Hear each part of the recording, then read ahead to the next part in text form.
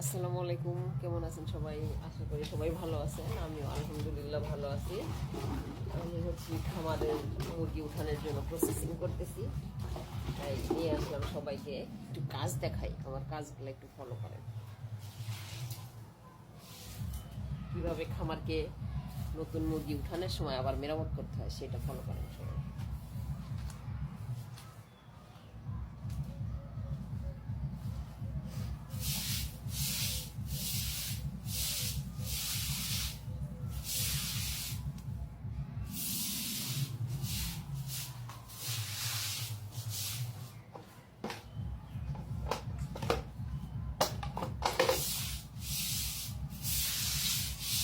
বলতে পারবেন নাকি এটা কি দিচ্ছি এখানে?